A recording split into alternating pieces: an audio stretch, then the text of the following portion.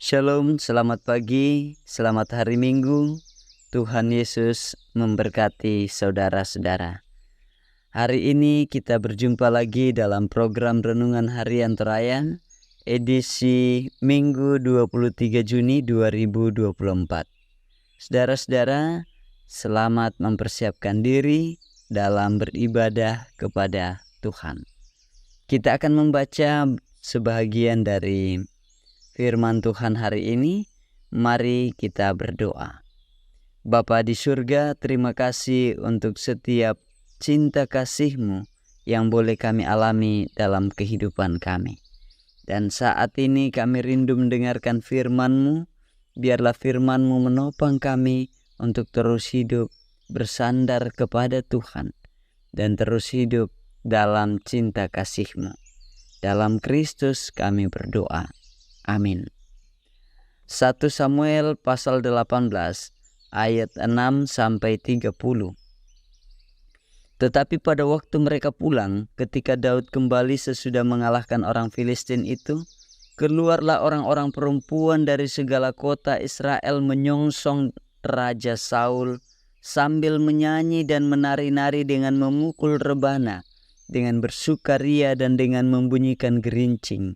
Dan perempuan yang menari-nari itu menyanyi berbalas-balasan, katanya, Saul mengalahkan beribu-ribu musuh, tetapi Daud berlaksa-laksa. Lalu bangkitlah amarah Saul dengan sangat, dan perkataan itu menyebalkan hatinya, sebab pikirnya, kepada Daud diperhitungkan mereka berlaksa-laksa, tetapi kepadaku diperhitungkannya beribu-ribu.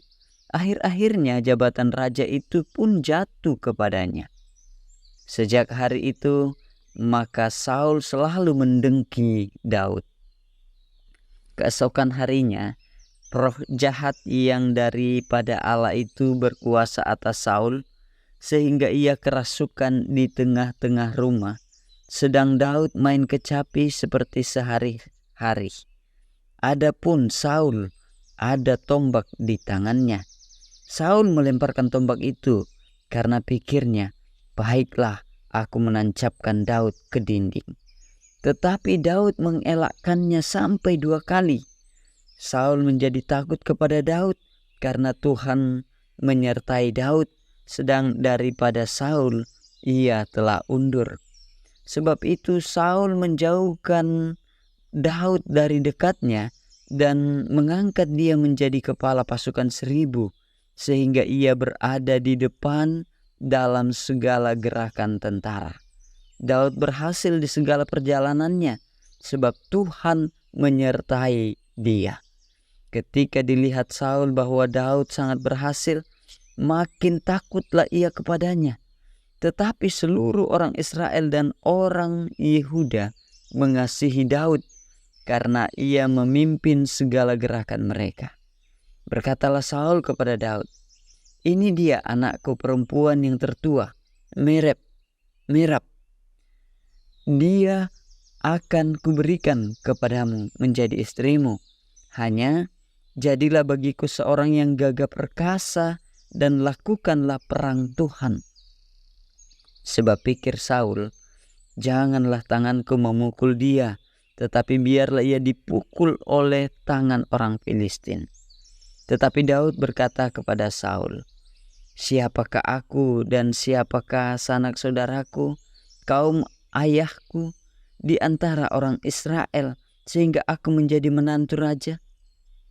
Tetapi ketika tiba waktunya untuk memberikan Merab, anak Saul itu, kepada Daud, maka anak perempuan itu diberikan kepada Adriel, orang Mehola, menjadi istrinya. Tetapi Mikal, anak perempuan Saul, jatuh cinta kepada Daud. Ketika hal itu diberitahukan kepada Saul, maka ia pun menyetujuinya. Sebab pikir Saul, baiklah Mikal kuberikan kepadanya, biarlah ia menjadi jerat bagi Daud, dan biarlah tangan orang Filistin memukul dia. Lalu berkatalah Saul kepada Daud untuk kedua kalinya, pada hari ini engkau boleh menjadi menantuku. Lagi Saul memerintahkan kepada para pegawainya, Katakanlah kepada Daud dengan diam-diam demikian, sesungguhnya raja suka kepadamu dan para pegawainya mengasihi engkau. Maka sebab itu jadilah engkau menantu raja. Lalu pada para pegawai Saul menyampaikan perkataan itu kepada Daud, tetapi Daud menjawab, perkara ringankah pada pemandanganmu menjadi menantu raja? Bukankah aku seorang yang miskin dan rendah? Para pegawai Saul memberitahukan kepada raja, katanya, demikianlah jawab yang diberi Daud. Kemudian berkatalah Saul, beginilah kamu katakan kepada Daud, raja tidak menghendaki mas kawin selain dari 100 kulit katan orang Filistin sebagai pembalasan kepada musuh raja. Saul bermaksud untuk menjatuhkan Daud dengan perantaraan orang Filistin. Ketika para pegawainya memberitahukan perkataan itu kepada Daud, maka setujulah Daud menjadi menantu raja. Waktunya belum genap, tetapi Daud sudah bersiap. Ia pergi dengan orang-orangnya dan menewaskan dari orang Filistin itu 200 orang, serta membawa kulit katan mereka.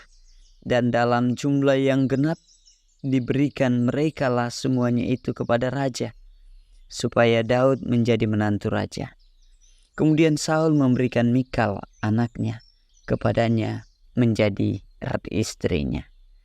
Lalu mengertilah Saul dan taulah ia bahwa Tuhan menyertai Daud dan bahwa seluruh orang Israel mengasihi Daud. Maka makin takutlah Saul kepada Daud. Saul tetap menjadi musuh Daud seumur hidupnya. Apabila raja-raja orang Filistin maju berperang, setiap kali mereka maju berperang, maka Daud lebih berhasil dari semua pegawai Saul, sehingga namanya sangat masyhur. Saudara-saudara yang kekasih dalam Kristus, tema kita hari ini, berhasil sebab Tuhan menyertai.